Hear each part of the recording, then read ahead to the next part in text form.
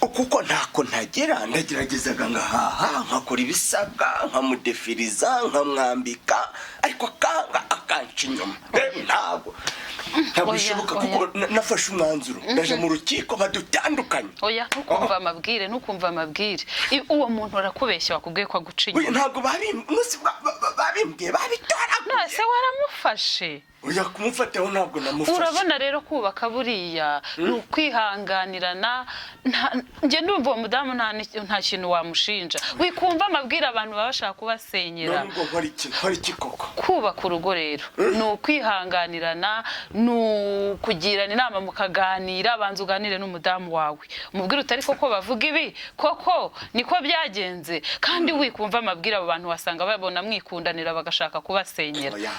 Uriya mudamu wawe aritonda kandi buriya nanjye umugabo wanjye bajyaga baza bakambwira amabwire nkashaka kuyagendera ariko nyuma nza gusanga ari abantu batadukunda batwanga bashaka kudusenyera. Ariko koko abantu bazaga kubimbwira benshi nababonaga iterambere ryanje riri kwirukanka bagashaka kugira ngo bagucemo basenye ibintu byawe bisenyuke kandi burya umugore ni umutima w'urugo uwo mutima uvuye amaso urumva ibyo bintu bitaba birangiye. Nyine mu bigaragara n'iterambere ngezeho niwe wabigizemo uruhare ariko nonse bari kumbwa ko ariko ncinyuma baramubeshyera baragira ngo nyine bagusenye mutima w'urugo navamo bizarangira nawe usenyutse kuko umugabo umutwe mwe wifasha gusara uriya mugore aba ari umufasha noneho rero nutangira gusenya urabusenyutse.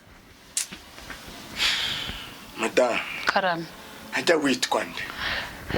Ngewe rero buriya mfite channel yitwa Encouraging Woman fasha abantu kubagira inama kuganira n'abantu bafite imitima ibabaye nkababwira ibibaruhura umutima. Urampembuye namwe nafashe umwanzuro ko ngiye guhitira ko hehe mu rukiko. Oya nubwo bikwiriye ko gusenya si umuco gusenya ntago ari umuco dukwiye gushyira imbere ahubwo dukwiye kuganira.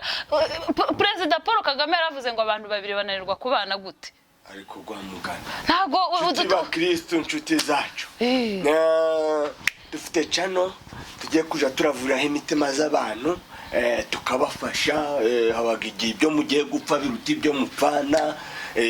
Channel yacu iri ibiganiro byiza byubaka imiryango bigiraho bikura abantu bikabageza ahandi mu iterambere yitwa Encouraging Woman. Encouraging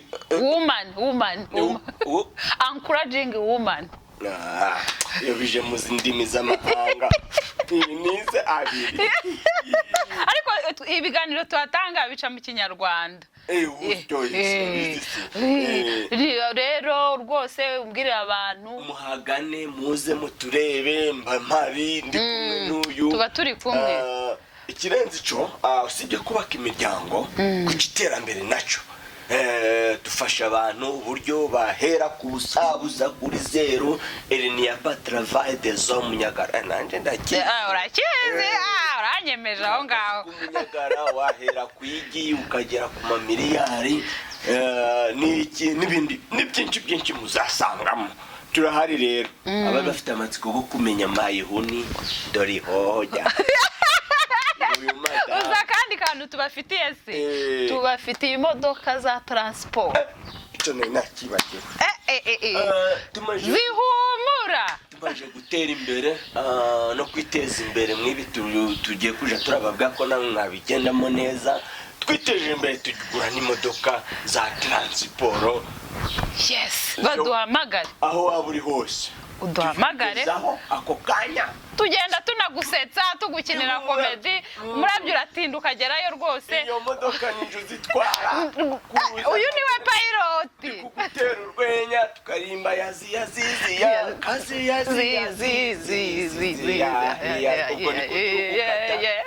kivugisha tumanitse sorongi tukuzamuka ku kirenge ducurama mu gasata n'ahandi hose umujyi tukawuzenguruka tukawugutembereza Kigali nziza yacu. ushaka iyo modoka rero wahamagara kwini 0787 17 21 ariko ngo bazumvishije. Ikindi mugane kuri channel yacu Encouraging Woman mukore subscribe turayikeneye nyaboneka niyo nkunga tukwatse na share n'ibindi byinshi ibirenze ibyo byose rero turabakunda cyane muri inshuti zacu muri beza turabakunda cyane